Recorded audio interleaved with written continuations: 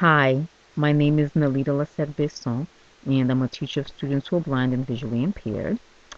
Today, I'm going to do a quick tutorial of the Bookport Plus.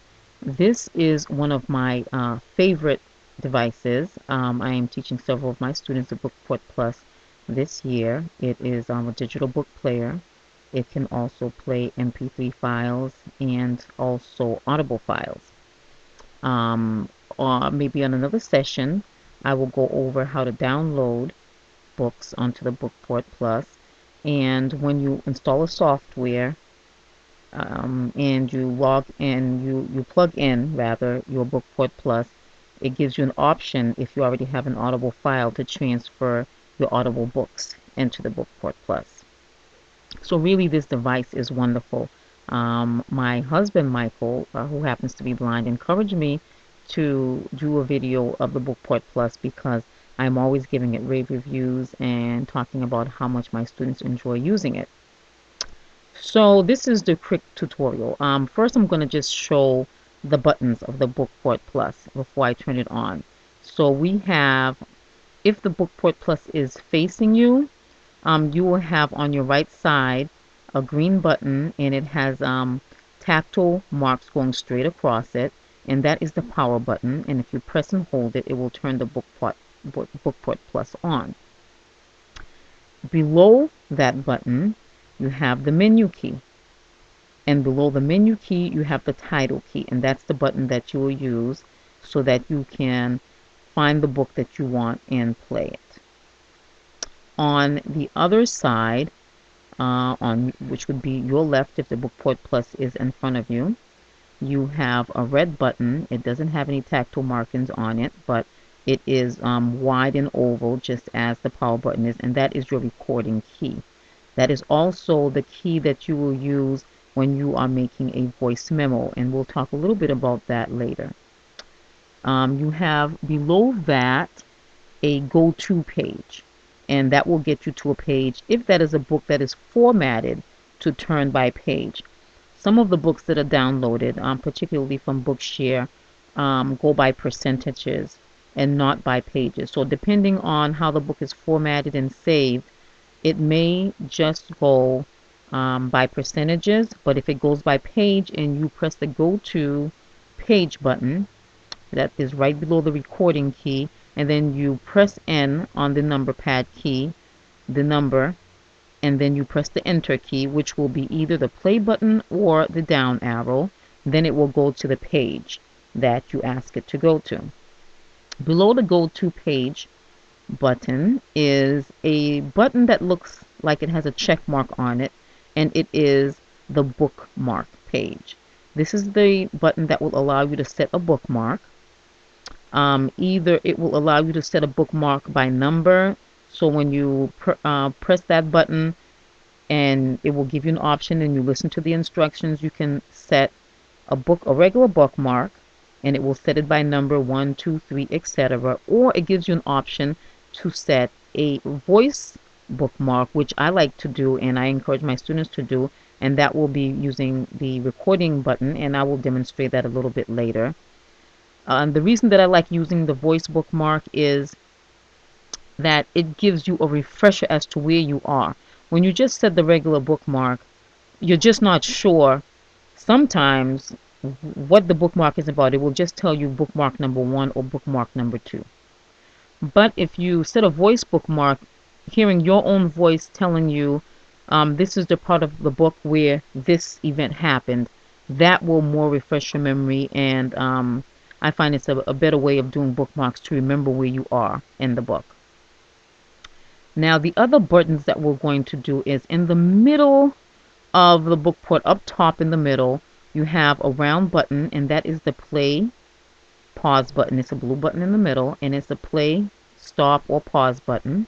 And then above it, circular, you have all these arrows circulating it. Above that, you have the up arrow.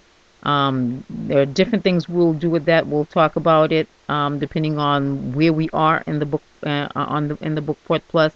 Either it can increase the speed.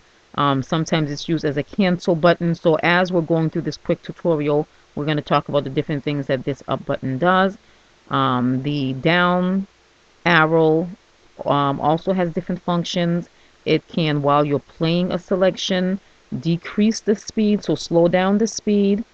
And it also is the enter key, along with the play button is enter, and then it will automatically play what you've entered. And the down arrow is the enter key also.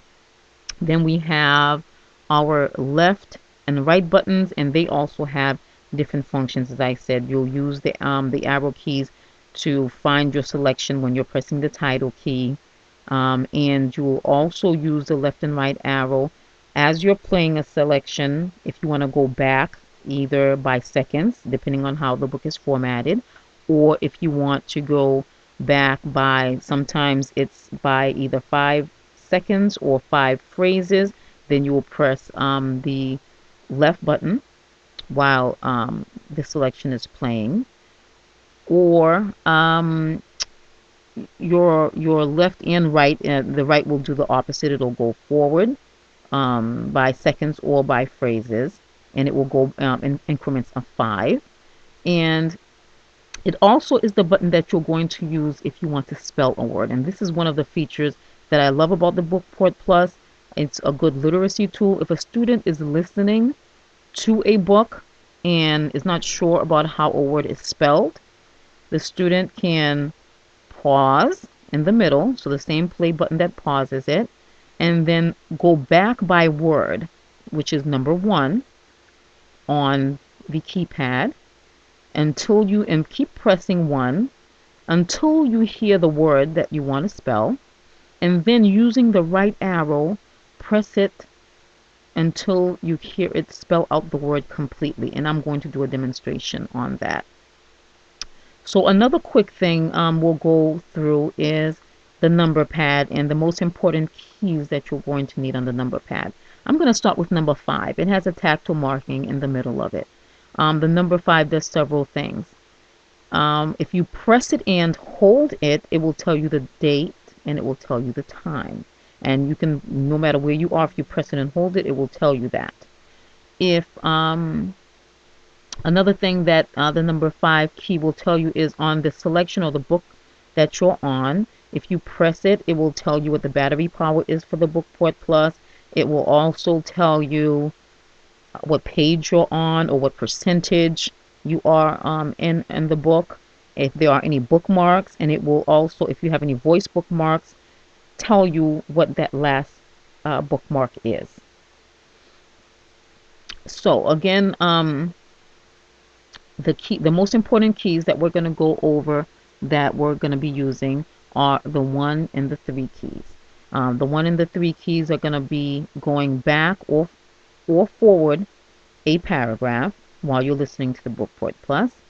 The 4 and the 6 will be going back or forward a page. And then the 7 and the 9 will be going back or forward by a chapter or a heading. And it just depends on how the Bookport, how the book is formatted that you're navigating through. The number 8 key will tell you how to set how you're going to go back with the 7 and 9 key. So either by chapter or by heading or subheadings.